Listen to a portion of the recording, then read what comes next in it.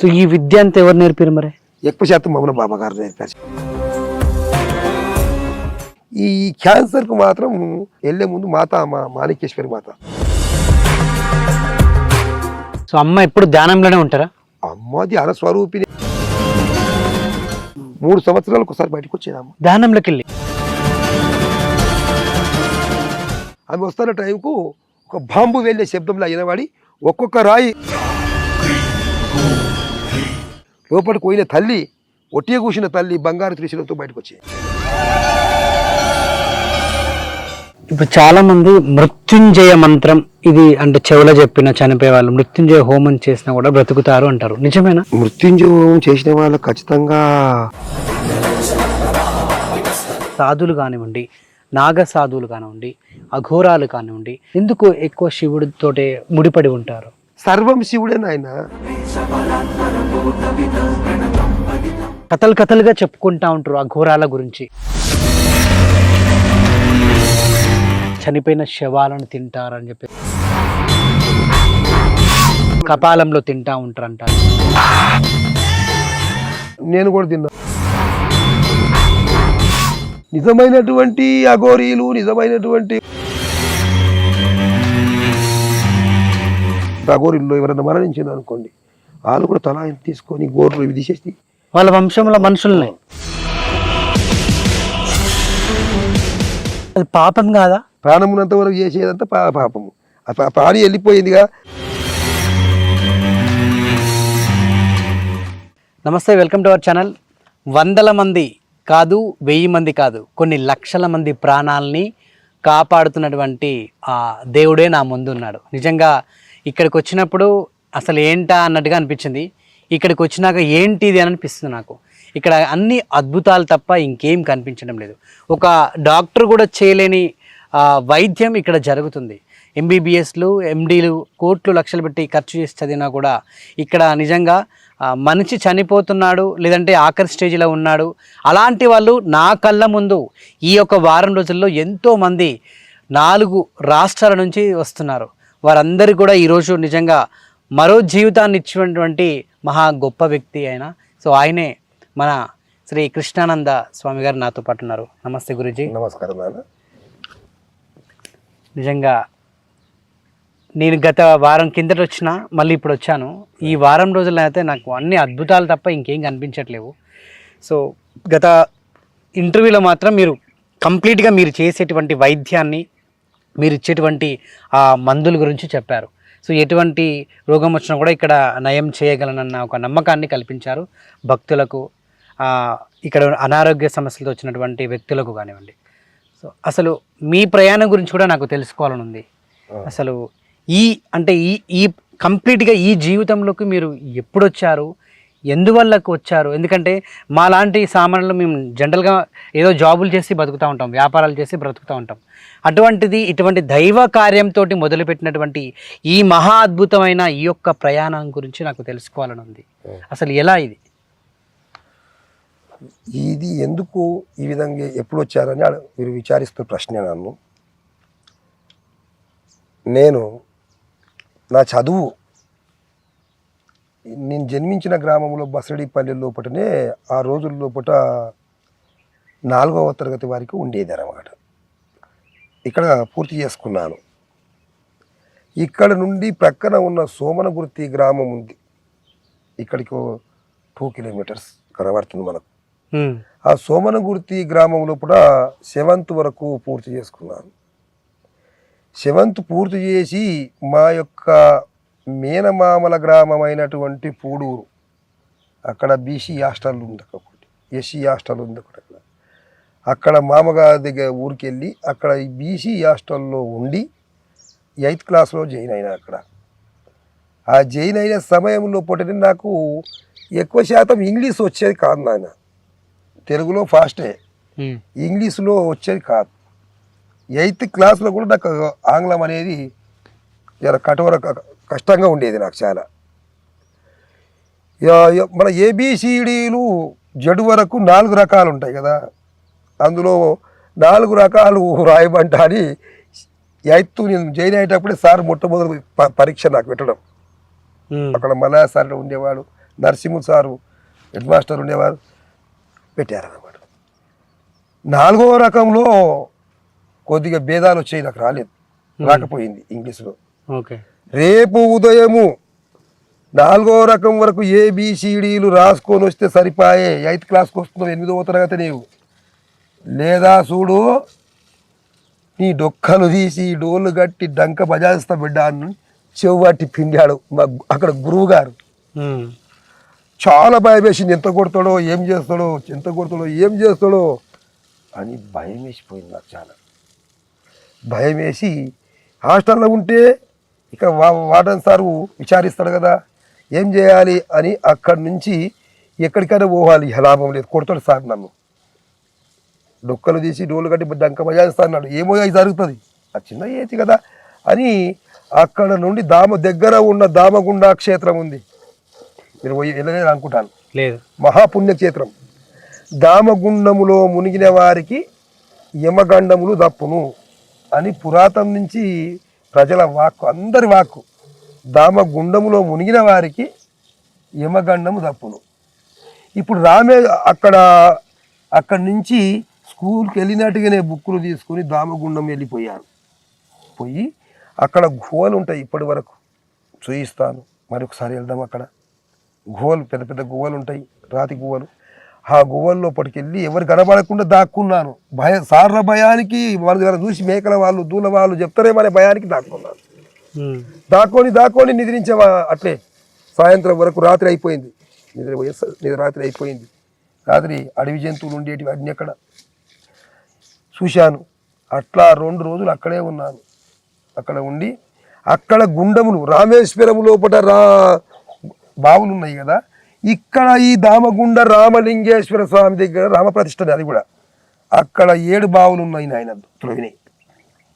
ఆ బావుల పేరు కాశీగుండము ఒకటి, రక్తగుండము రక్తం లెక్కనే ఉంటాయి అన్నమాట. కాశీగుండం కాశీ నుంచి వస్తాయి అని అనంగిన్నాము. నేతి గుండము నెయ్యి రంగుల నీరు ఉంటాయి ఇప్పటి వరకు అంతే. పాలగుండము ఉంటుంది. అట్లాగా 7 గుండాలు ఉన్నాయి అక్కడ, 7 చిన్న గుండాలు, ఒకటి దామగుండము. ఆ దామగుండము దామయ్య గుండయ్య అని అన్నదాములు దోవినటువంటిది ఇద్దరు, దాని పేరు దామగుండం వచ్చింది అన్నమాట. అక్కడనే మెల్లమెల్లగా గువ్వల కూర్చోవడం భయానికి వెళ్ళిపోయినాను. ఆ భయములో నిద్రించాను. ఆ స్వప్నంలో అక్కడ రాముడు నాకు కనబడ్డాడు. నాయన రాముడు దుఃఖపడ్డాను, సారు కొడుతున్నాను, భయానికి దుఃఖపడ్డాను. అట్టయ్య కూర్చున్నాను కనబడ్డాను. 2 రోజులు అయ్యాది. మళ్ళీ తిరిగి ఇంటికి వచ్చాను, స్కూల్కి పోయినట్టే బాధ. అదేవిధంగా దామగుండం పోవాలి రావాలి, ఆ విధంగా నాకు కాలం నడుస్తుంది అనమాట. పోకడా రాకడా ధ్యానం చేయడం అనమాట. అట్లాగా 3 నెలలు దామగుండంలో ధ్యానం చేశాను. ధ్యానం అంటే తెలిసిపోయింది, శ్వాస మీద ధ్యాస మొత్తం అక్కడిని జరిగిపోయింది. అక్కడ నుంచి ఇక్కడ ఉంటే కాదు, ఇక మామగారు పశువులు ఉండి అడవికి వచ్చేవాడు, ఆయన కంటే పడగానే కష్టమే కదా. మా అల్లుడు ఇక్కడ చదువుకుంటున్నాడు అని మా అమ్మగారు చెప్తారు వాళ్ళక్కవారికి అని భయం వేసి అక్కడ నుండి పోడూరులో ఆ రోజుల్లో సర్పంచులు ఉండేవారు, పోచిరెడ్డి వాళ్ళంతా పెద్దవాళ్ళు కాబట్టి మా అమ్మవారికి వాళ్ళు ఫ్రెండ్షిప్ లేక ఉండేవాళ్ళు. వాళ్ళ యొక్క మోటార్ సైకిల్ మీద తీసుకొని నేను హిమాలయాలు వెళ్ళదికే నిర్ణయం చేసుకున్నాను. అక్కడికి ఎవరు వచ్చారు, ఒక సాధు వచ్చి దామగుండానికి. నాన్న మీరు ఎక్కడ వెళ్తారు అంటే, మేము కేదార్నాథ్ వెళ్ళిపోతున్నాం నాయన అన్నాడు. చూడండి, అంటే మీ ఎంబడి నేను వస్తాను అని అక్కడి నుంచి పట్టాను, మొండి పట్టు. బిడ్డ నువ్వు ఎక్కడొస్తున్నావు, చిన్న బాబు నువ్వు ఎక్కడొస్తావు నాయన, రాకూడదు కదా అంటే అట్లే వెళ్ళాను. నడుస్తూ పూరుడు నుంచి గొంగుపల్లి అనే గ్రామం నుంచి మన్యగూడెం వెళ్ళిపోయాను. మన్యగూడెంలో ఆ రోజుల్లో చక్కెర ఫ్యాక్టరీ ఉండేది. చక్కెర తయారయ్యే చెరుకును రసాయనం తీసి చక్కెర తయారయ్యే ఫ్యాక్టరీ ఉండేది ఆ రోజుల్లో. ఆకలి కొన్ని ఉన్నాం, ఆకలిలో అక్కడ బెల్లం తయారయ్యేది.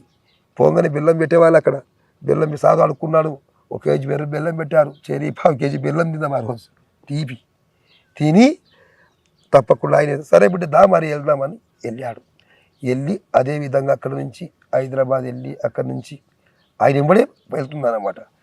అక్కడ ఢిల్లీ ట్రైన్ అప్పుడు ఉండేది. ఢిల్లీలో దిగి ఆ ఢిల్లీలో దిగంగానే కేదార్నాథ్ పోవాలంటే ఒక కార్డు ఇస్తారు, మెడకేస్తారు. నాన్న ఒట్టికి పంపరు కదా. కేదార్నాథ్ పోయే వాళ్ళకి ఒక గొడుగు కూడా ఇస్తారు అప్పుడు ఆ రోజుల్లో. ఒక బూట్లు కూడా ఇచ్చేవాళ్ళు ఆ రోజుల్లో. మేము బూట్లు తీసుకోలేదు, గొడుగు తీసుకున్నాను, జాకెట్ తీసుకున్నాను, కేదరిల్లదికి అక్కడ సంతకం పేరు రాసుకునేవాళ్ళు. సాదే రాపిచ్చాడు అంతా, రాపిచ్చి అడ్రస్ రాయించి అక్కడ నుంచి ఢిల్లీ నుంచి కేదార్నాథ్కు ప్రయాణం ఆయన డైరెక్ట్గా. అక్కడి నుంచి పైకి టాంగలు నడిచేటివి, అక్కడ ఎక్కువ శాతం టాంగలు. టాంగ మీద తీసుకుపోయి అక్కడి నుంచి నడిచిపోయి కేదార్నాథ్లో పట్టినే ఎక్కువ రోజులు 3 నెలల 15 రోజులు ధ్యానం చేస్తూ కూర్చున్నాం నాన్న. కేదార్నాథ్లో సత్యానంద మహారాజు గుహలో ఉండేవాడు. గుహ ఉంది అక్కడ. అక్కడ మహావతార్ బాబా గుహనేమో పైకి ఉంటుంది ధ్యానం చేయటం, మహావతార్ బాబాజీ వారిది ఇక్కడ సైడ్లో ఉంటుంది. కేదార్నాథ్ చిన్న గుహలో ఉన్నాడు. ఎక్కడ ఆహారం లేదు, ఏమి లేదు. అక్కడ నది ఉన్నది, ఆ నదిలో మునిగి ఆ గురువుగారి దగ్గరికి పోయినాం. వెళ్ళాను. మీరు ఒక్కరే వెళ్ళారా? ఒక రామయ్య అనేట ఉంటున్నాయి బడి. రామయ్య అక్కడ కలిసినాక ఎక్కడ కలిసి? నాకు అక్కడే కలిసాడు, ఢిల్లీలో కలిసాడు. ఢిల్లీలో సాదెంబడే కలిసాడు. సో అక్కడ వరకు ఒక్కడే మీరు ప్రయాణం అంతా? సాదెంబడి వెళ్ళాను కదా, ఇక్కడ దామగుండం సాదే ఉన్నాడు కదా. సాధు పేరు సాదే కాదు, సాధు ఆయన మీకు గురువు. సాధు మొట్టమొదటి దారి చూపించిన గురువే కదా. అక్కడ నేను తీసుకొని ఆ రామయ్య మేమంతా అక్కడ కూర్చొని సత్యానంద మహారాజు అని పేరు తెలియదు మనకు కనుక ఆడ కూర్చున్నాం. కూర్చుంటే అక్కడ వృక్షాలు ఏముండేటివి కావు, హిమాలయాలు ఏముండే ఎక్కువ ఉండవు కదా. ఎవరో కొండ పోయిన ఒక మామిడి వృక్షం చిన్నది బాతినాడు. ఒక వృక్షం బాతిండ్రు, ఇంత ఎత్తు అతుకుపాలు వృక్షం కదా. అప్పుడే చిన్నతనం పూత వస్తుంది దానికి. వస్తే అక్కడ కూర్చున్నాక ఆ గురువు గారు సత్యానంద మహారాజు కాలి రాగి వరకున్నాయి రాగులు, రాగి జావ మాత్రం తాగేవాడు, రాగి ఉండలే తినేవాడు, కాల్చుకొని అగ్గి పెట్టి తినేవాడు ఉండలు. ఎప్పుడు చూస్తున్నాం మాకేమైనా పెడతాడేమని. మొట్టమొదటి రోజు ఏమీ లేదు. రెండో రోజు అట్టే పోయి నది కాడికి కూర్చున్నాం. ఆ రామయ్య, నేను, ఆ సాధు కూడా ముగ్గురం కూర్చున్నాం. కూర్చుంటే ఆ రోజు ఎప్పటికీ వాడు వస్తే మాట్లాడకుండా అక్కడ రాగి ముద్ద కాల్చుకొని పోయేవాడు పిండిది. అటువంటి ఆ అగ్గి మీద ఆ రోజు 4 ముద్దలు కాలుస్తున్నాడు. నిన్న ఒక్కటి కాల్చిండి, 4 కాల్చిండి. ఏదో మనకు పెట్టటే ఉన్నాడు, పలకరిస్తాడు అనుకున్నాం. ఆ రోజు ఆశ కలిగింది. ఆ రోజు కాల్చి ఆ రాగి ముద్దలు తలా ఒకటి ఇదర్ సే హై బేటా అని హిందీ ఇక్కడ తెలుగు కూడా ఉండదు కదా. ఇదర్ సే హై బేటా అంటే నా ఇంటి వచ్చిన వాళ్ళు చెప్పారు. అప్పుడు హిందీ స్పష్టంగా వచ్చేది కాదు నాకు, హిందీ స్పష్టంగా వచ్చేది కాదు నాకు. వచ్చేది హైదరాబాద్ సే ఆంధ్రప్రదేశ్ అని తెలంగాణ ఉన్నది కదా, ఆంధ్రప్రదేశ్ హైదరాబాద్ సే అని చెప్పేట కదా. ఈ కాళీపేట అని అరటి చెట్టు ఒకటి ఉండే, అక్కడ ఆకుల్లో రాగి ముద్దలు పెట్టండి అన్నమాట. అదే మొట్టమొదటి మా కేదార్నాథ్లో ప్రసాదం మాకు. అక్కడి నుంచి తిన్నాం. ఆయన సేవ చేసుకుంటా, నదిలో నీళ్ళు తీసుకొచ్చి సేవ చేసుకుంటా ఆడనే ఉన్నాం. ఉంటే ఒకరోజు ఆయన బాగా జ్వరం వచ్చింది, సత్యానంద మహారాజు బాగా జ్వరం వచ్చేసేది. అక్కడి నుంచి పోవడానికి ఏ ఆహ్వానాలు లేవు ఆ రోజుల్లో. టాంగాలు కిందికి పోతే దిగిపోతేనే టాంగ వచ్చేది, టాంగా బండి. అప్పుడు ఏమంటుండంటే బిడ్డ పండుకొని మూలుగుతున్నాడు. అక్కడ ఉన్నటువంటి నా ఇంటి వచ్చిన సాధు రామయ్య గారు ఏమంటున్నారు అప్పుడు, నాన్నగారు ఢిల్లీ వరకు పోదాము, హాస్పిటల్ చూపించుకొద్దాంపా అంటున్నాడు. అంటే అయినరు. ఆయన ఏమన్నాడు, 3 సార్లు చెప్పారు. 4వసారికి ఏమన్నాడు తెలుసా, అయితే మరణాన్ని ఆపెట్టి మందు ఢిల్లీలో తయారవుతుందా అని హిందీలో చెప్పాడు ఆయన. మరణ్ రోక్నేకే దవ్వా ఢిల్లీ మే హేగా అని అడిగినాడు అన్నమాట సమాధానం. అంటే వాళ్ళు నోరు తెరవలేకపోయారు అప్పుడే, కంప్లీట్గా నోరు ఏం తెరవలేకపోయారు. అసలు తెరవలేక పాద నమస్కారం చేసుకున్నాం. అప్పుడు తల మీదకి చదివాడు, అందరికీ చదివి ఉపదేశం ఇచ్చిండు గురుమంత్రం. ఆయన ఇచ్చిన గురుమంత్రాన్ని ఏ సెకండ్ కూడా వదులుకోం మేము. మీతో మాట్లాడుతున్నా అంటేనే అప్పుడు కూడా ఈ విధం ఉంటుంది. సెకండ్ కదిలి ఒకటి నడుస్తున్నామంటే, ప్రయాణం చేస్తున్నామంటే, ఇక్కడ పోతున్నామంటే, రాత్రి నిద్రిస్తున్నామంటే, నిద్రలో మేల్కవుతున్నామంటే, ఇంకేమో జరుగుతుందంటే ప్రతి సెకండ్కు మాత్రం ఆ గురువు ఇచ్చిన అక్షరాలను స్మరిస్తూనే వెళ్తాం మేము. ఆ మంత్ర బలము ఇంతవరకు తీసుకొచ్చింది గురుమంత్రం అన్నమాట. అక్కడి నుండి వచ్చాను శ్రీశైలంలో రత్నానంద. ఎన్ని సంవత్సరాలు ఉన్నారు అక్కడ? అక్కడ 3 నెలల కనీసమైన 20 రోజుల వరకు ఉన్నాం ఫస్ట్లో. తర్వాత పోయి మళ్ళీ కూడా పోయినాము 3 సంవత్సరాలు మళ్ళీ ఉన్నాము. ఆ నుంచి శ్రీశైలం వచ్చారు. అక్కడి నుంచి డైరెక్ట్గా హైదరాబాద్ దిగి శ్రీశైలం వచ్చాము. శ్రీశైలంలో రత్నానంద మహారాజ్జీ సరంగధర మఠం అని ఉంటుంది. పంచమఠాలు శ్రీశైలం వెనుక పంచమఠాలు ఉంటాయి కదా, చూసి ఉంటారు మీరు. పంచమఠాలు, ఈముతి మఠము, రుద్రాక్ష మఠము, సరంగధర మఠం, మఠాలు ఉంటాయి అన్నమాట అన్ని. ఆ సరంగధర మఠం నుంచి అక్కడ రత్నానంద మహారాజు త్రికాల పూజ చేసేవాడు. త్రికాల అంటే 3 పూటల పూజ, ఉదయం, మధ్యాహ్నం, సాయంత్రం, రాత్రి త్రికాల పూజ. ఏంది కాలభైరవ స్తోత్రం ఒక్కటే చేసేవాడు.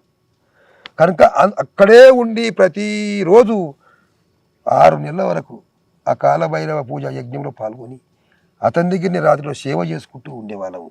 ఆ లింగ దర్శనం చేసుకుంటూ పాతాళగంగకు పోయేవాళ్ళం. అప్పుడప్పుడు వచ్చేవాళ్ళము. మళ్ళా అక్కడ వచ్చిన వారికి ఆ రత్నానంద స్వామీజీ కూడా సామాన్యంగా శ్రీశైలంలో ఎంత అన్నదానం జరిగేదో ఆయన ఒక్కని దగ్గర అంత జరిగేది ఆ రోజుల్లో. సాధు సత్పురుషుడు ఎవరు వచ్చినా భోజనం పెట్టి అందరికి కూడా మళ్ళా తలా 10 రూపాయలు ఇచ్చేవాడు ఆ రోజుల్లో. అటువంటి వాడు 10 రూపాయలు ఇచ్చేవాడు. రత్నానంద స్వామీజీ అంటారు. కాబట్టి అతని సేవ పుణ్యం వల్ల అక్కడనే మౌనస్వామి ఉన్నాడు. మౌనస్వామి దగ్గరికి వెళ్ళాము. మౌనస్వామి అంటే ఆయన ఎప్పుడు పలక బలపం అతని దగ్గర ఏం లేదు. పలక మీద రాయాలి, చూపించాలి, దానికి సమాధానం మేము రాయాలి, అంతకుమించి ఏం లేదు. నోటి మాట లేదు. ఆ మౌన స్వామీజీ ఆయుర్వేదం చాలా చేసేవాడు, చాలా తెలిసేవాడు. అంటే ఆయన మౌనంగా ఉండడానికి ఏంటి కారణం? మౌనం ఉండటానికి, మౌనం నుంచి ధ్యానం పొందుతాం కదా. ఆయన కదిలివనంలో ధ్యానం చేసేవాడు. కదిలివనం మీరు వెళ్ళలేరు అనుకుంటాను. శ్రీశైలంలో నుంచి పాతాళ గంగలో స్టీమర్ వెళ్తూ అక్కమ్మ గువ్వలు ఉంటాయి, ఆ గువ్వల కాడ దర్శనం చేసుకుని వస్తున్నారు ఇప్పుడు కూడా. అక్కడ నుంచి ఆవలగడ్డకు పోతే కదిలివనం ఘాట్ వస్తుంది. అక్కడ నుంచి 9 కిలోమీటర్లు పోతే వస్తుంది అనమాట కదిలి వనం. కదిలి వనం అంటే కదిలి అంటే కదిలి ఫలం అంటే అరటి పండు అనేవాళ్ళు కదా. ఆ రోజు కదిలి ఫలం సమర్పయామి అనేవాళ్ళు కదా. అప్పుడు అడవి అరటి పండు పెద్ద పెద్ద లావుగా నేను ఉన్నప్పుడు కూడా లావు ఉండేటి పండ్లు ఇప్పుడు పోయినాయి, అన్ని అంతరించిపోయినాయి అక్కడ అనమాట. ఆ కదిలి వనము లోపల పూర్వము మానీయులు సత్యయుగములో పరశురాముడు తపస్సు చేసినటువంటి భూమి అని పెద్దలు చెప్పగిన్నాం. శనకాది మహర్షి, రాఘవేంద్ర స్వాముల వారి మంత్రాలయం, అట్లాగా ఎందరో చేసారు. ఈ మౌన బాబాజీ కూడా అక్కడ తీసుకుపోయాడు మౌనం. ఆయన అటువంటిది ఎప్పుడు నేను చూడలేను నా జీవితంలో. పాతాళగంగ దాటిపోవాలి కదా, ఆయన నెత్తి మీది గుడ్డ తీశాడు. ఎందుకు అనుకున్నాను, 2 కర్రలు తీసుకున్నాడు, పారేసిండు అందరూ నదిలో, నిలబడిపోయింది. దాంట్లో ప్రయాణం అయ్యాడు డైరెక్ట్. అంత గరుడు జలస్థామన యోగం తెలిసినవాడు, జలస్థామన యోగం తెలిసినవాడు, అష్టసిద్ధులు పొందినవాడు. అటువంటి కేవలం చిన్న అతను గుడ్డ తీసి 2 కర్రలు కట్టి పారేసాడు. స్టీమర్లోకి వెళ్ళిపోతుంది ఆయన కూర్చొని, అలా కూర్చుని కదిలివరమా. అటువంటి కనులతో చూసిన వాళ్ళం ఆయన. మేము భయపడిపోయాను. భయపడిపోతే ఆ ఈదుతూ నన్ను పట్టుకొని తీసుకొని పోయాడు. తర్వాత మళ్ళీ వచ్చి ఆయన వెళ్ళిపోయినాక నాకు దమ్ము రాకుండా ఇలా చేసిండు. అంత దూరం ఆ పాతాళ గంగల కదిలివనం తీసుకొని ఆ మానేనికి ఎరక గురువుకు తీసుకొని పోతే ఒడ్డు వచ్చేసింది. ఎప్పుడు ఈవులకి వెళ్ళి అవలకు పోవాలంటేనే చాలా కిలోమీటర్ ఉంటుంది. నేను పడ్డది ఏరుకున్నది, అవలు ఉన్నది ఏరుకున్నది అంతే. మానీయుడు తీసుకొని వెళ్ళాడు. కదిలివనంలో చాలా రోజులు ఉన్నాను. ఆయన అతను సేవ చేసుకుంటూ కూర్చుని పెట్టి వచ్చిండు. మళ్ళీ నేను వచ్చినంత వరకు రావద్దంటే పలక మీద రాసిండు. అక్కడి నుంచి దత్తపాదము ఒక 8 కిలోమీటర్లు అవుతుంది కాబట్టి ఆ దత్తపాదంలో కూడా కొద్ది రోజులు ఉన్నాను దగ్గర. అక్కడక్కడ కాలం గడుపుకుంటూ పోయినాను. కనీసం 18 నెలల వరకు కాలం బాగా గడిపాను అక్కడ. ఎలుగుబంటు అన్నీ చూస్తూ ఆనందంగానే ఉన్నాను. గువ్వలు ఉన్నాయి కనుక ఆనందంగా ఉన్నాం. అక్కడ సెంచువాళ్ళు ఉండేవాళ్ళు నాన్న, ఇప్పటికి కూడా ఉన్నారు ఆ సెంచువాళ్ళు. మాలేవంకల అనే ఒక 4-5 గుడిచెలు ఉండేవి. మాలేవంకల పేరు పెట్టుకున్నారు. లింగాయ బోరి అనేది ఒకటి ఉండేది, ఇప్పటికీ ఉన్నది అక్కడ లింగాయ పేరు మీద. అట్లా సెంచువాళ్ళు ఉండి వాళ్ళ తల్లిదండ్రి మా అన్నమాట. వాళ్ళ దగ్గర గుర్రాలు ఉండేటివి. ఆ గుర్రాల మీద ఈ సల్లేశ్వరం దారి నుంచి బ్రహ్మరంభ చెరువు నుంచి వాళ్ళు బియ్యము జొన్నలో వాటి మీద తెచ్చుకొని కాలం గడుపుతూ కొంచెం ఉండేవాళ్ళు. లేదా అడవిలో దొరికేవి తినేవాళ్ళు అంతే. అట్లా ఇప్పటికి ఉన్నారు వాళ్ళంతా. వాళ్ళ దగ్గర వాళ్ళ పెట్టి భుజించుకుంటూ ఆ ధ్యానం చేసుకుంటూ అక్కడే ఉన్నాం నాన్న. అక్కడ ఉండి ఆ గురుమంత్ర ప్రభావం ఇంతవరకు తీసుకొని పోయింది. సో అంటే ఈ సమయంలో మరి మిమ్మల్ని వెతకడము, మీ గురించి ఎదురు చూడడము, మీ తల్లిదండ్రులు కానీ, మీ కుటుంబ సభ్యులు కానీ ఇదంతా జరగలేదా? మా తల్లిదండ్రులు చాలా లెంకారు, మా మామగారి దగ్గరికి వెళ్ళారు.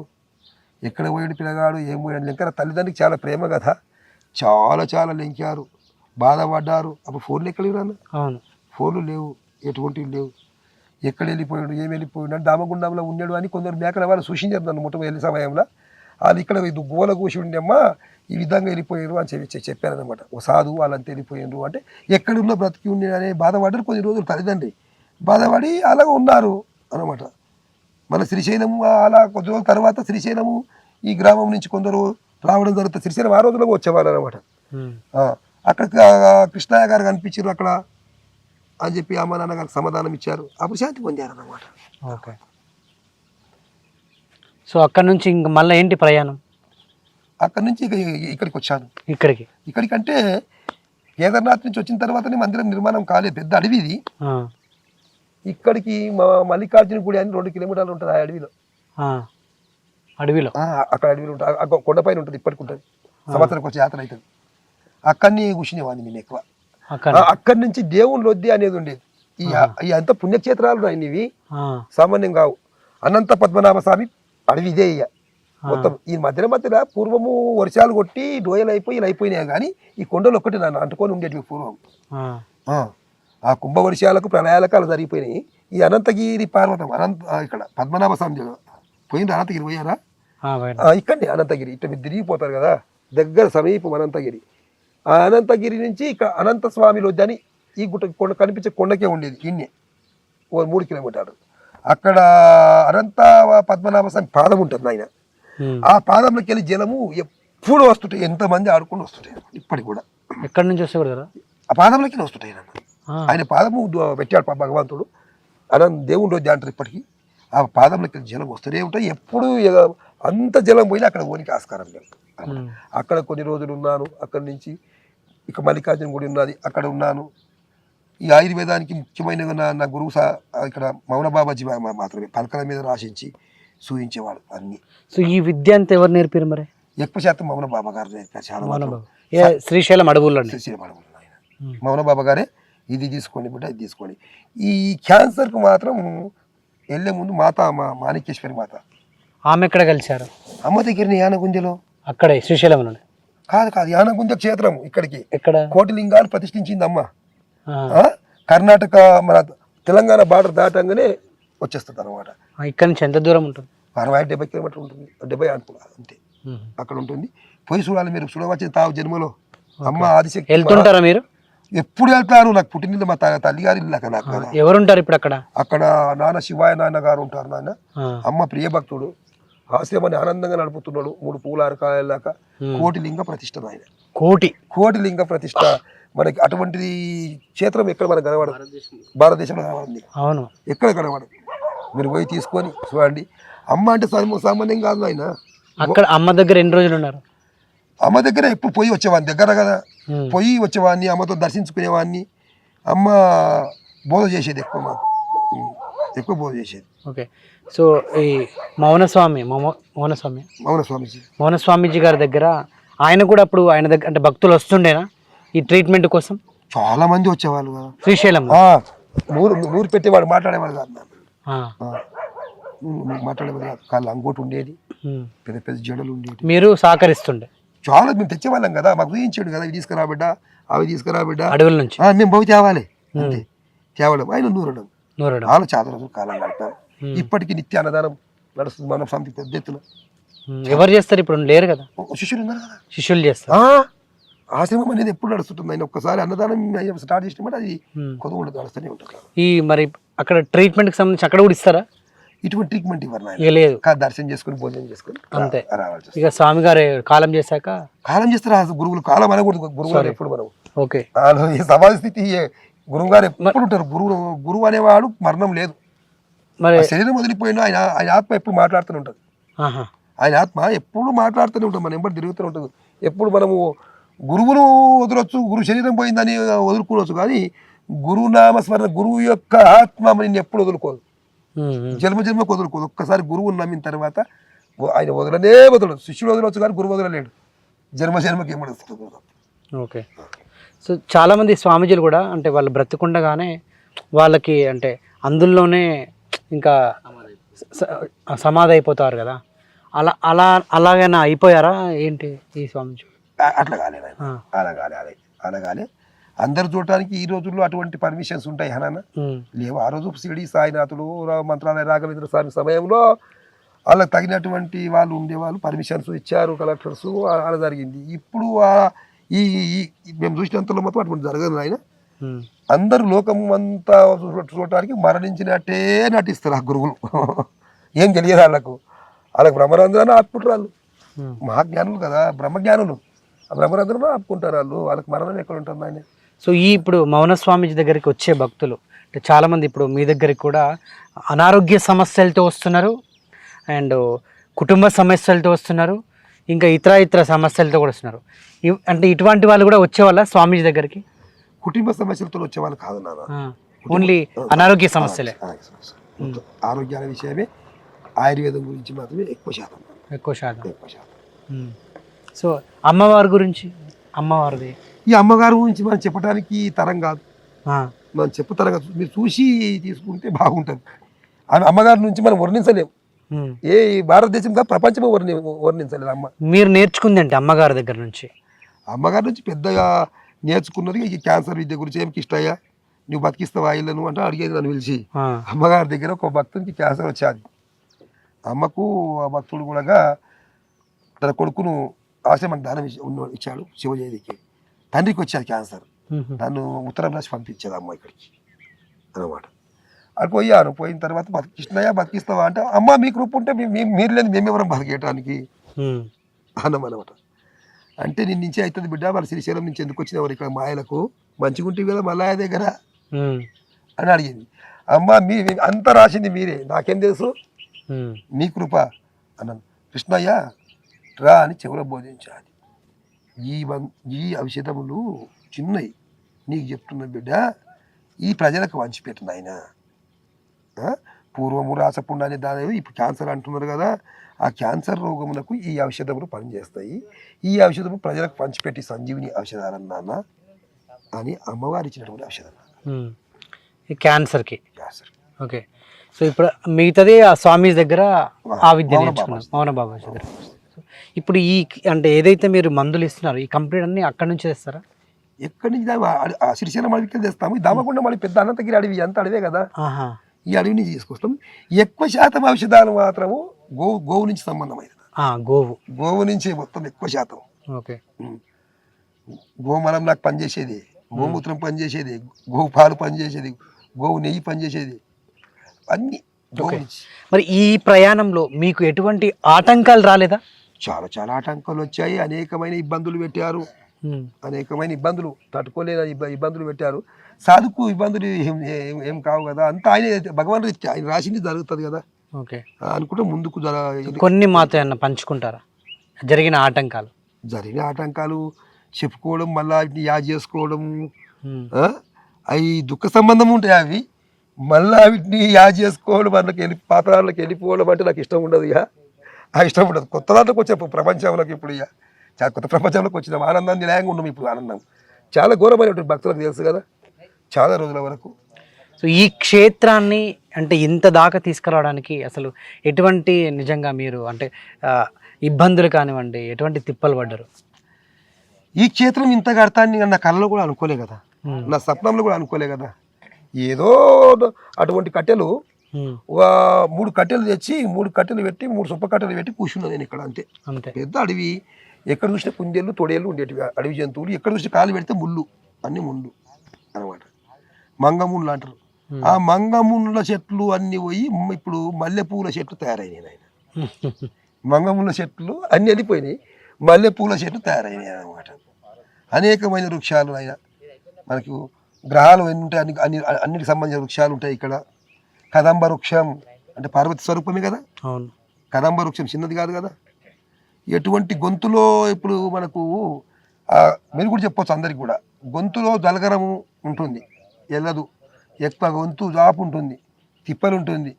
అటువంటి వాళ్ళు ఆ కదంబ పండును తీసి ఒక్క పండు తింటే ఆ రోజు తెలిసిపోతుంది. ఒకరోజు తప్పించి ఒకరోజు పండు తినాలి, 5 రోజులు తింటే అయిపోయి. ఆ చెట్టుకున్న పండు కదంబ పండు అంటారు, ఎర్రగా ఉంటుంది కదంబ పండు. ఈ గొంతు జలగరము దగ్గు అటువంటి తగ్గిపోతాయి. కదంబ పార్వతి స్వరూపిణి అమ్మవారు, కదంబ వృక్షము, రుద్రాక్ష వృక్షము, కల్పవృక్షం ఉంది ఇక్కడ ముఖ్యంగా, నిత్య దీపం ఉంటుంది. కల్పవృక్షము, ఔదంబ వృక్షము, అన్ని వృక్షాలు ఇక్కడ వెలిసినాయి. నైనా పెట్టాము. వచ్చిన తర్వాత వృక్షాలు అంటే చాలా ప్రేమ నాకు.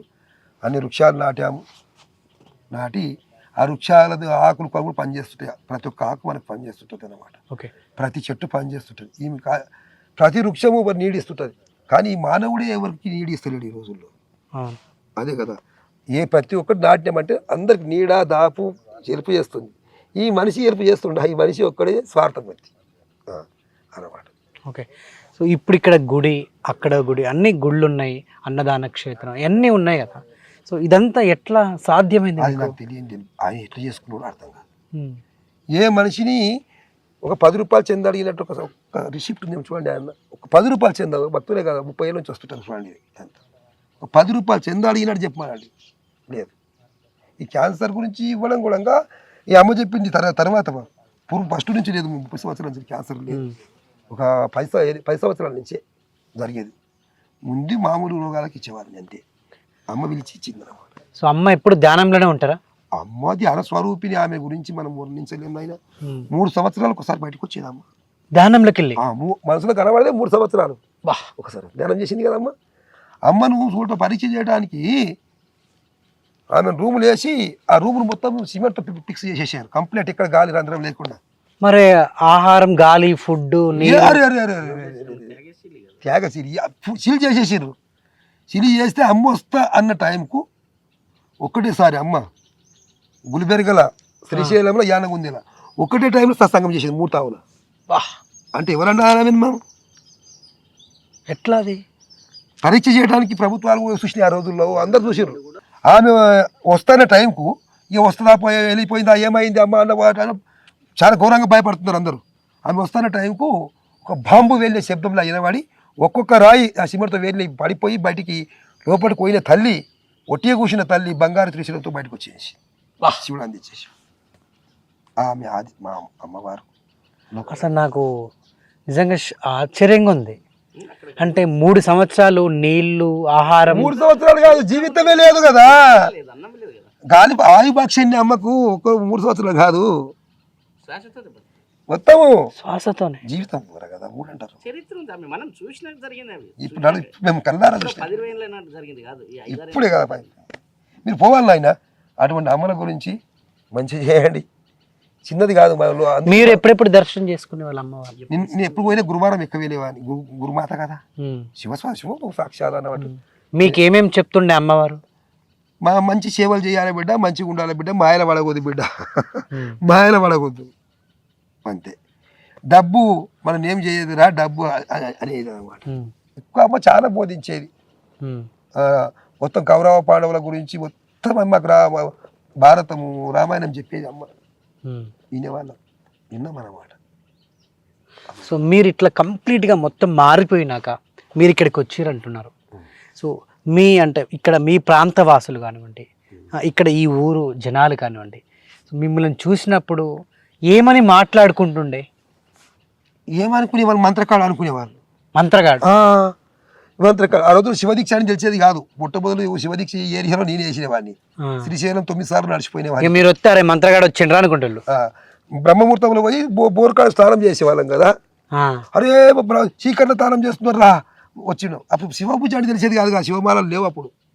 మొట్టమొదటి శివమాల వేసేవాడిని ఇక్కడ నేను అన్నమాట. అట్లా ఎంతో అవ్వాలి అన్నారు. పేపర్ వాళ్ళు కూడా చాలా మన తిప్పలు పెట్టారు. ప్రజాశక్తి తెలుసుగా పేపర్ మొత్తం కృష్ణలీలలు అని మీకు ఇస్తాను. కృష్ణలీల నా పేరు కృష్ణ కదా, కృష్ణలీలలు అని పెట్టి రోజు ఒక పేపర్ మొత్తం నాదే ఉండేది అందులో. ఎందుకట్లా? అరే ప్రజలు మోసం చేస్తున్నాడు, మంత్రాలు నేర్చుకుని వచ్చాడు, బైరాగ్య ఎక్కడ వెళ్ళిపోయాడు, తల్లిదండ్రిని పట్టించుకోనివాడు ప్రజల్ని ఏం పట్టించుకుంటాడు అని ఇచ్చేవాడు. వదిలిపోయాడు తల్లిదండ్రిని, ప్రజల్ని ఏం పట్టించుకుంటాడు అనేవాడు. ఎన్నెన్నో అనేవాడు. రకరకాలుగా 7 రోజులు వెబ్సైట్ ఇచ్చేసారు, మొత్తం ఇచ్చారు ప్రజాశక్తిలో అన్నమాట. వాళ్ళు కూడా గురువులే. వాళ్ళు కూడా ఏమన్నా మాకు రూపాయి ఖర్చు కాకుండా మీ మీడియా వాళ్ళు మిత్రులు కదా, మంచి ఇచ్చినా చెడు ఇచ్చినా అందరు తెలియజేస్తున్నారు, క్షేత్రంలోకి వెళ్ళేదే కదా. అందరు తెలియజేస్తున్నారు అనమాట. మీకు ఏమనిపిస్తుండే మరి మిమ్మల్ని ఈ రకంగా ఒక్కొక్కరు ఇప్పుడు మీరు అన్నారు కృష్ణలీలని మంత్రగాడని ఇంకేదో చేతబడి చేస్తాడని ఇట్లా ఒక్కొక్కరు రకరకాలుగా మీ గురించి ఇట్లా తప్పుడు మాటలు మాట్లాడుతున్నప్పుడు అవి విన్నప్పుడు ఇంటర్నల్గా మీకేమనిపిస్తుంది? అరే వాళ్ళు అంటున్నారు మంత్రం అనేది నిజమే ఉన్నది కదా నా దగ్గర, పంచాక్షరి మంత్రము, పంచభూతాలను శుద్ధి చేసే మంత్రం పంచాక్షరి మంత్రం నా లోడు ఉన్నది. ఈ మంత్రకాడు అంటున్నారు నిజమే ఆ పంచాక్షరి మంత్రం నాకు అబ్బనని వాళ్ళే నా గురువులు అనుకునేవాళ్ళని, నేను అన్న వాళ్ళంతా నా గురువులే అనుకునేవాడిని. నేను ఎవరిని నిందించేది ఉండదు మనం. సో మీరు ఇలా మొత్తం కంప్లీట్గా మారిపోయి వచ్చిన తర్వాత మీ తల్లిదండ్రులు అసలు మిమ్మల్ని చూసి ఏమడిగారు, ఏమన్నారు, ఎందుకు ఇట్లా అయిపోయినావు అనేసి అన్నారా? అసలు ఆ తల్లిదండ్రికి ఉంటుంది కదా బాధ. ఏంది నాయన ఎందుకు ఇట్లా అయిపోయాను, ఏంది మంచిగా ఇక్కడ ఉండాల్సింది, ఇదంతా ఏంది మనకని చెప్పి అడిగిర్రా? అమ్మ మీ గర్భంలో జన్మించిందే మహాపుణ్యం తల్లి అని పాద నమస్కారం వచ్చి మొట్టమొదటి తల్లిదండ్రి పాద నమస్కారము. నేను ప్రతి పూజలో కూడా తల్లిదండ్రి పూజలు చేసుకునేవాడిని ఎక్కువ. వాళ్ళు ఉన్నప్పుడు కూడా మొత్తం పాద పూజలు పెద్ద ఎత్తున చేసుకునేవాడిని. తల్లిదండ్రిని మించిన దైవం ఎక్కడ ప్రపంచంలో లేనే లేదు. ఇక తల్లి జన్మనిస్తుంది కాబట్టి వాళ్ళని మించిన దైవం ఇంకెక్కడ ఉన్నది, ఎక్కడ లేదు. కాబట్టి వాళ్ళ అడుగుజాడలను నడిచినాను. తర్వాత కూడా మా అమ్మ నాన్నగారు కూడా కొంచెం పెద్ద భక్తి మా అమ్మకు. అప్పటి నుంచి మల్లికార్జున స్వామి పూజించేది మా అమ్మగారు పెద్ద ఎత్తున. అమ్మవారు కూడా కొందరికి బోధించేది ఉండేది అప్పుడు కూడా. నాన్నగారు కూడా ఔషధం ఇచ్చేవాడే మొట్టమొదలు. నాయన కూడా ఔషధాలు ఇచ్చేవాడు. వాళ్ళకున్న బోధలు కూడా నాకే దార వచ్చారు. దార వచ్చి పోయి బిడ్డ అందరికి చేసి మంచి మేలు చేయి బిడ్డ, మంచి చేయి, బీద కుటుంబం కదా, పైసలు మనకేం చేయ బిడ్డ, బీద వాళ్ళం మనం, పేరు ప్రతిష్టలు అవసరం మనకు అని చెప్పేవారు మా తల్లిదండ్రులు. మంచి బోధన చేసేవారు. ఇప్పుడు ఇంతకుముందు అన్నారు అమ్మవారు అంటే ఓన్లీ గాలితోటే అన్ని సంవత్సరాలు ధ్యానంలో ఉండిపోయారని. అటువంటి ప్రయోగాలు కానివ్వండి, అటువంటి ధ్యానాలు కానివ్వండి, మీరు ఎప్పుడైనా ప్రయత్నించారా, చేశారా? 41 రోజు చేసేవాడిని. 41 రోజు చేసేవాడిని. ఎంఆర్ఓలు అందరూ వచ్చి నన్ను ఈ లోపలికి పోయినాక పైన సిమెంట్తో సీల్ చేసి వెళ్ళిపోయేవారు. మిమ్మల్ని కూడా జరిగేది కదా 41 రోజు జరిగేది కదా. అవునా? జరిగేది 41 డేస్కి వచ్చేవాడిని కదా బయటికి. ఇక ఆహారం నీళ్ళు ఆహారం ఎందుకు నాయన, అమ్మ గురువు ఎట్లా ఉంటే గురువు దగ్గర ఉన్న ప్రసాదం వస్తుంటుంది కదా. అమ్మ చేసే జపంలోకి కూడా భోజనం మనకు వస్తుంటుంది కదా గురుతత్వంలో. అట్లనా జరుగుతుంది కదా. అన్నహారంబులు లేకుండా అరమాసములు ఉండవచ్చు, నీళ్ళ మీద వండుకొని నీష్ట చూడవచ్చు, మనసు నిలిప తరంబు కాదు అయ్యా అన్నాడంట.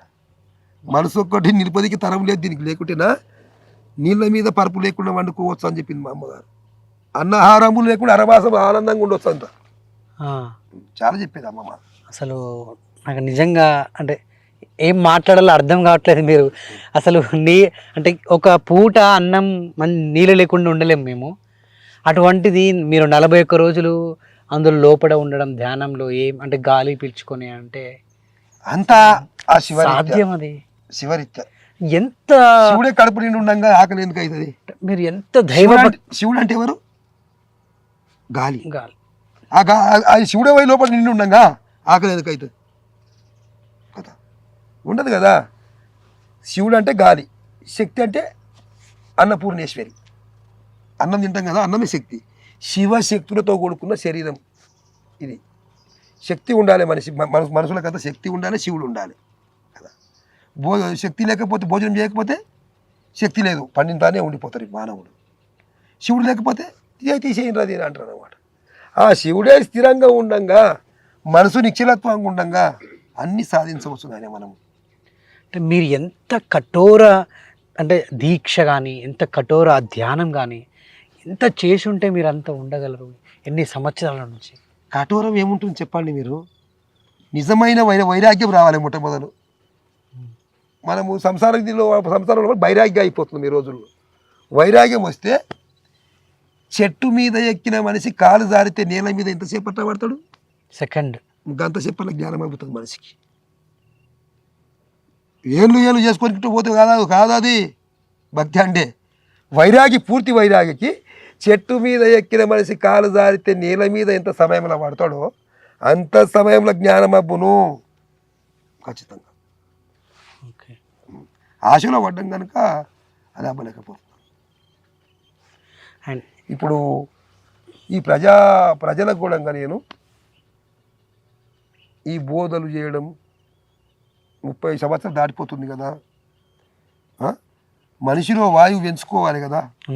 నేనే మౌనమే గొప్పదని చెప్తుంటా ఎక్కువ అందరికీ. నేనే మాట్లాడుతుంటా ఎక్కువ కదా. దాయంతో ఎవరైనా మాట్లాడతారా? చూశారు మీరు? నేను లేదు.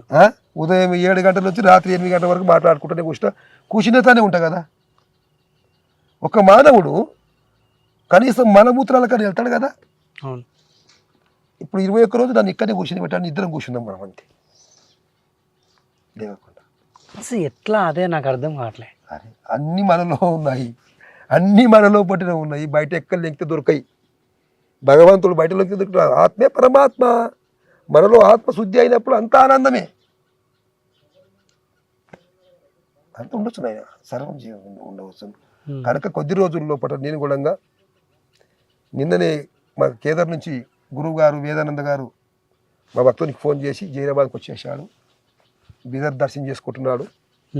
మళ్ళీ రేపు వస్తానని చెప్పి తెలియజేశాడు.